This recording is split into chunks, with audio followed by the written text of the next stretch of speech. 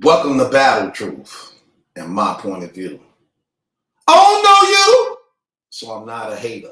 I can only give you the facts that's written on these papers. And since we have no dealing, therefore the court can care less about your feelings. I'm the Honorable MallikiBaker, your presiding judge, chairman, and spokesperson for the One United Front. You are my witnesses and jury. You may be seated. Court is now in session. Let's talk about it. Okay, let's talk about it. So, apparently, Smack was asked, when we gonna get that Cortez and Surf battle again? Him and Beasley did an interview and they began to speak about it like, okay, look, one thing about us, we always complete the objective. I doubt it. We still ain't got Ab and Twerk. We didn't complete that objective. There's a couple more battles. You didn't do the Fonz and KILLSHOT. You didn't complete that objective. So it's a lot. That's a whole nother blog, but don't even worry about it. But according to them, they're going to complete the objective. And in completing the objective, they're going to make this battle happen. So when asked, well, would this battle take place on the main stage or in the small room, according to Smack, he said, well, we're going to do it on the main stage again, seeing that they probably wrote their rounds crafted for the main stage. We're going to do it on the main stage so that the impact of the battle could be big. Nah, that just sounds more so like you catering to Surf because y'all believe in Cortez probably can't rock a main stage. And that advantage go to Surf as a stipulation for him taking Cortez when he really didn't want to take Cortez. So since he catering to the URL by taking Cortez, it will be on his conditions to have that battle on the main stage where his win streak have a potential to keep going. I believe Surf gonna lose his next 4 battles, though, keeping it real. And that ain't no hate stuff. That's just how I feel. With that being said, I also didn't agree with Smack when he said we're gonna do this on the main stage again. I don't think that's a good idea, seeing what transpired the day of this event. That a person could have actually, 2 persons could have actually lost their life. Let's just be real. The guy who was being stumped out unconscious to the point that he couldn't even cover up, brace himself, protect his head, he could have got killed if Surf didn't call them guys off. They would have still been thumping the dude. He probably would have died in that thing. Also, the guy who got stabbed in the shoulder, it could have been easily his throat or his heart, because that was an ugly cut. According to Surf, that man got over 40 stitches, and that gash was big, okay? Then you had guys in the venue who actually had guns, that we actually saw that. And caffeine security clearly should be checked, and they was out of pocket, for real. That could have went left. Especially when you got a mass crowd, a majority of black people, and you know how aggressive black people is towards one another, security cannot afford to actually ever slip up like that. But I say that to say this. That could have got bad. And from what I'm hearing about this situation, it's not over.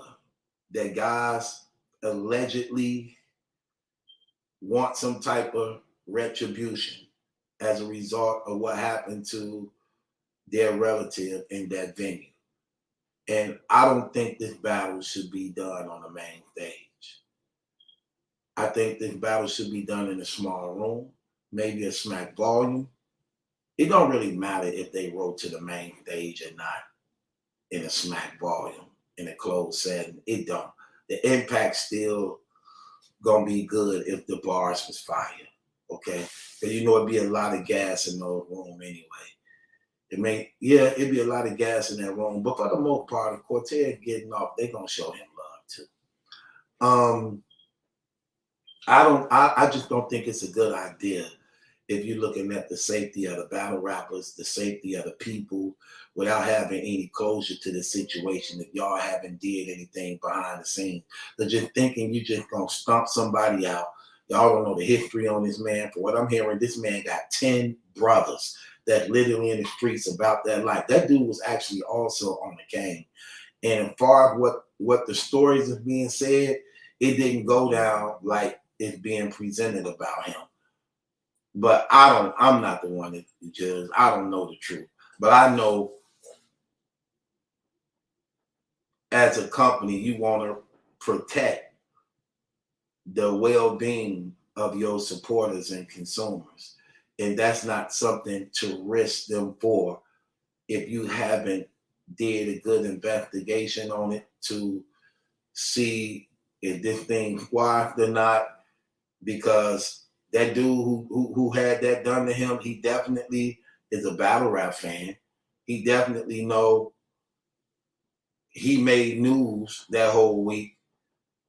A lot of times people don't take that lightly. It add insult to injury. They won't get back to try to prove they ain't no sucker, they ain't no punk. You never know who his background is. You never know who his friends is. You never know who a person is affiliated with. So things ain't just over like that, especially when it comes to things like that. And that could be on either side. The only difference is you don't really know. So I don't think the URL should risk that. I think for Surf being right now, Surf battles for right now until some type of resolution can be done, he should just be giving all small room battles for right now until something can be done. Because opening up to the main public, you don't know who coming in. You see security was lacking terribly. You don't know who coming in. You don't know who with who. And y'all ain't got security that tight like that. Where you got everybody just freelancing, the fans all in the battle rappers locker rooms and dressing rooms, and I don't know, man. That's just too much. It's too risky. It's too risky. So out of respect for Surf and the consumers and the supporters, Surf battles would be booked in a small room until this thing can blow over, or we can reach out to the proper peoples that's involved to get some type of closure, understanding, to at least know what it is that we can continue to run as a business, or if we got to be on guard. I think that's the wise thing to do.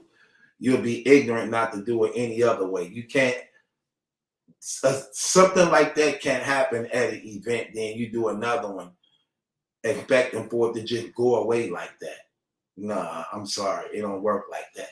So I think the URL them should definitely consider booking Surf for just small room battles until this thing blow over, to protect their investment in Surf and to show they